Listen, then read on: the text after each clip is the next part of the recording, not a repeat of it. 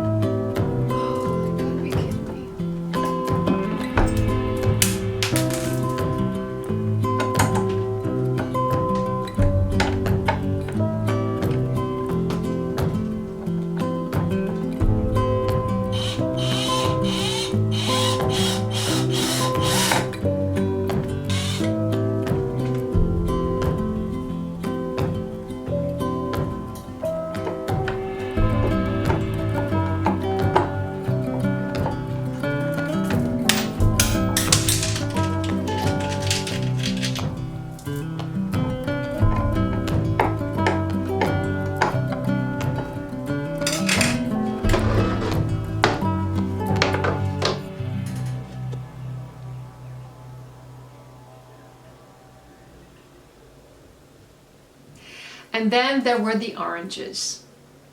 I really couldn't wait any longer. I was trying to make them last as long as possible.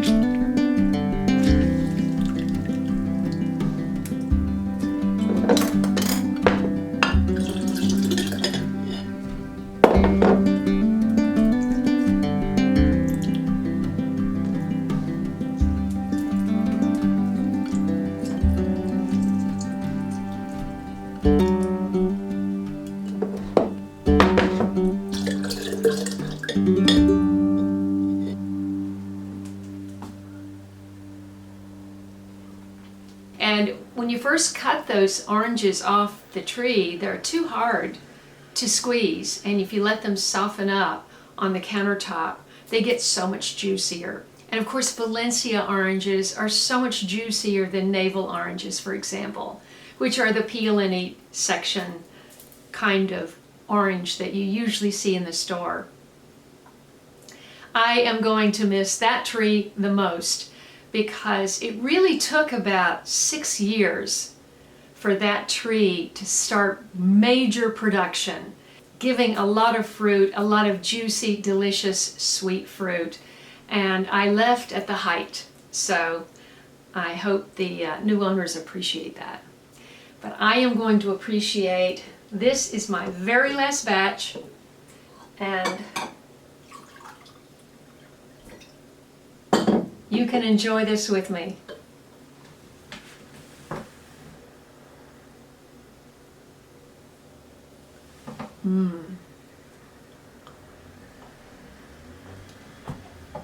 Oh, that is so good.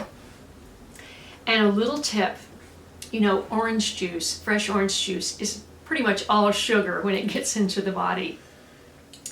And if it's too much sugar for you or for your kids, if you can tolerate dairy, which I can tolerate raw dairy, I put a few dollops of raw cream into my orange juice. I stir it in, and it is so delicious. And it just takes that edge off of that super sweet, tangy, and makes it more of a smooth drink. But only if you can tolerate dairy.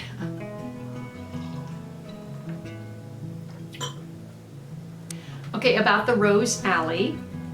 I named that yesterday, and my friend who grows all of the roses in the alley just loved it. Now, there will be more edibles as I can incorporate.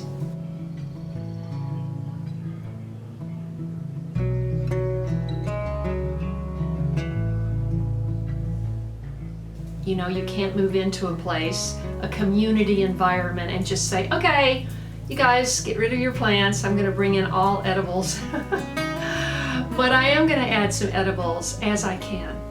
So it's pretty exciting. I mean, I already have blueberries, and guess what? They're starting to ripen. The first blueberry is ripe and ready to eat.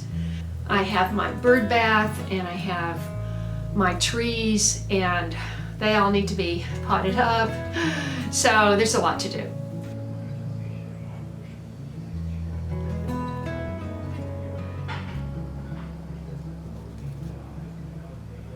I just wanted to show you the eye candy in the rose alley that I photographed yesterday. Take a look.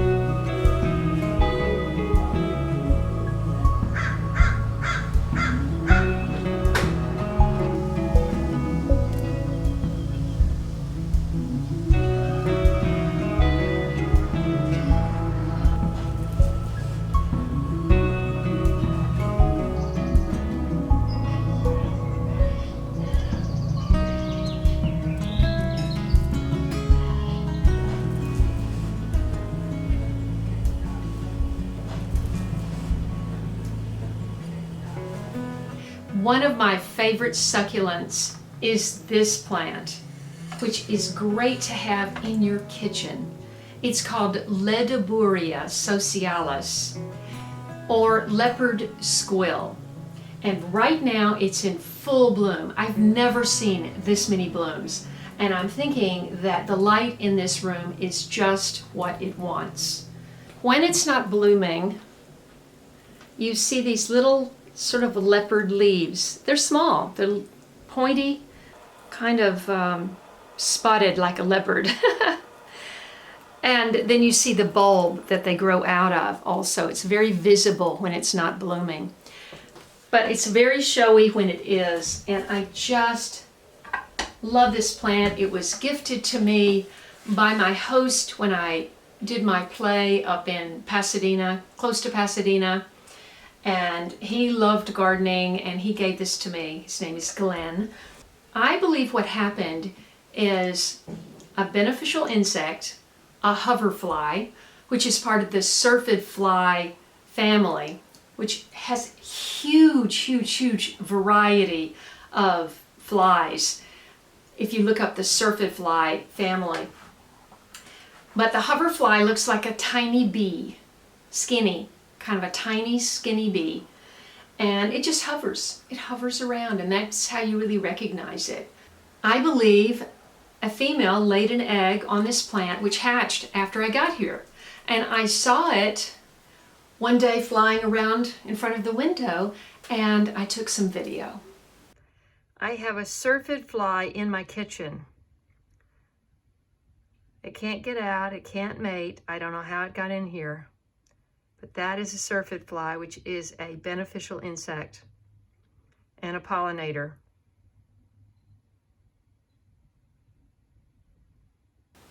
I assumed that it would live a couple of days, and I had a screen on the window and I didn't want to try to take the screen off and get it out, and I thought, well, I'm not going to worry about it.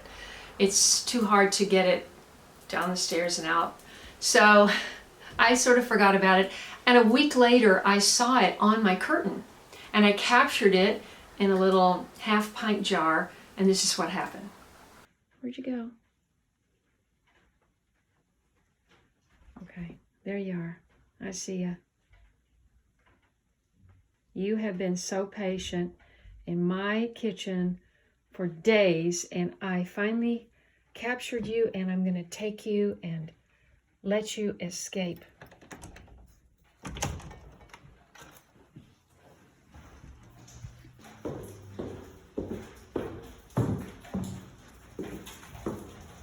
Oh, but it's raining.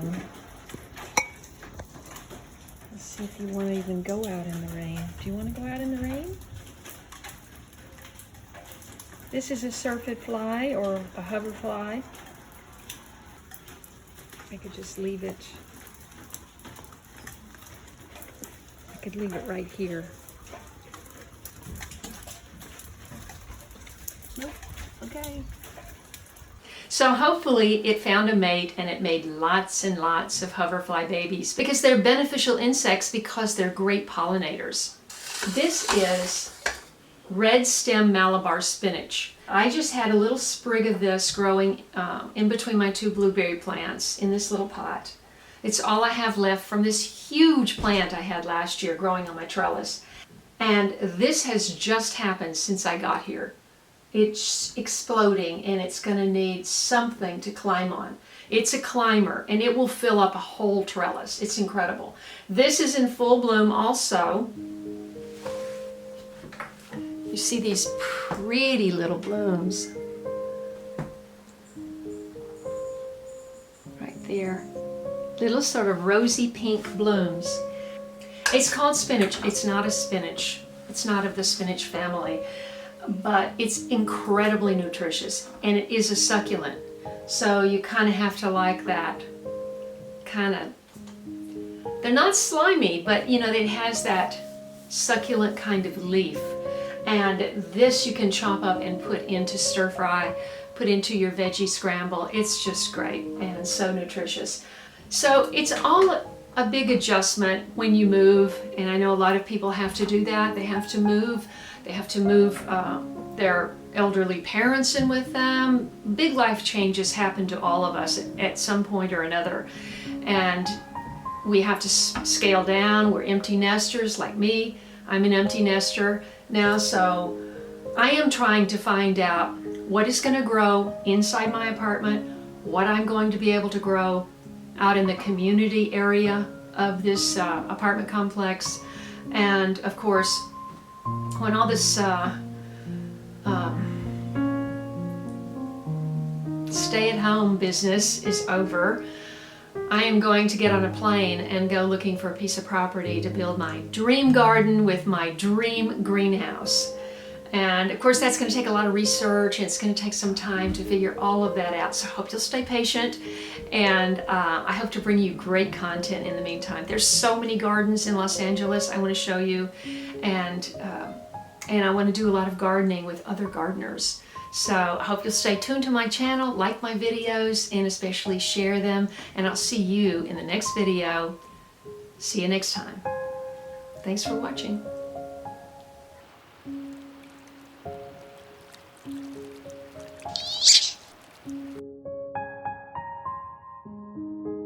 If you enjoyed this video, please watch these. And don't forget to follow me on Instagram, Facebook, and Twitter. And I'll see you in the next video.